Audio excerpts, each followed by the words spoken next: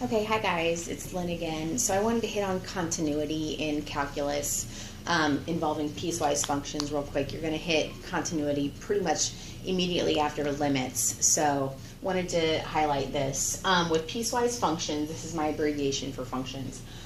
I have a couple examples. Now, continuity is a big idea, and we'll talk more about continuity in another video and what it actually means. How your textbook writes it, but also what it looks like on a graph.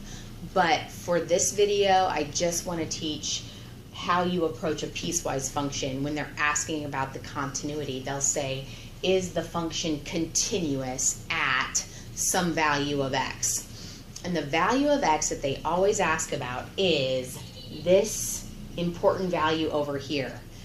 When you have piecewise functions, they always have x greater than or less than something. This big important value over here, meaning 3 in this case, 2 in this case, that is the important value that you're going to plug in to all of your functions every single time when you have a piecewise function talking about continuity. Also talking about limits, really, you're going to always pick out this important value and essentially just plug it in to that part of the equation.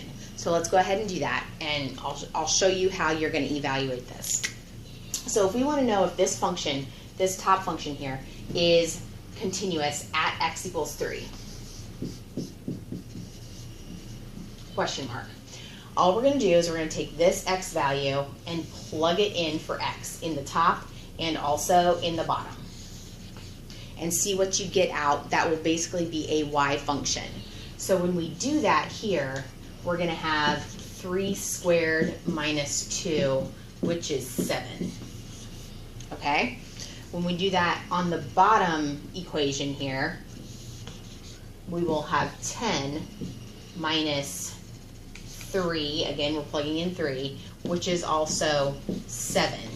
Now what this means is if you have matching y values over here, that means your function is continuous. That's a good thing. So yes, it is continuous. I'll say yes. It is continuous. Okay, that's essentially it. So I would like to break it down and make it as simple as possible. So that's what we're doing here. Let's take the next example, a little bit different. But again, you're going to do the exact same thing. You're going to take the 2, plug it in for x. So what does that look like? You're going to say 2 cubed plus 5. 2 cubed is 8, plus 5 is 13. Just doing some math. Get out your calculator if you need it. The bottom equation here, 7 plus 2 squared, that's 7 plus 4, which is actually 11. So now what does that mean? Is this function continuous? No, it's not, because the y values that you get out on top and bottom are different. So no, those are not equal, so it's not continuous. They might use the word discontinuous for this one as well, but same meaning. Okay, so those are 2 basic examples, just plugging in the important x value. Now I want to show you one more just because it's going to look a little scary, but it's not scary, I promise. All you're going to do for this next one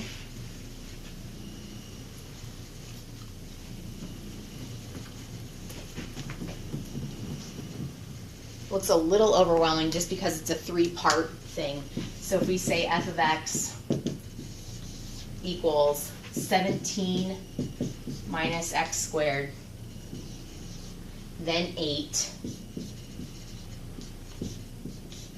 then x cubed minus 17.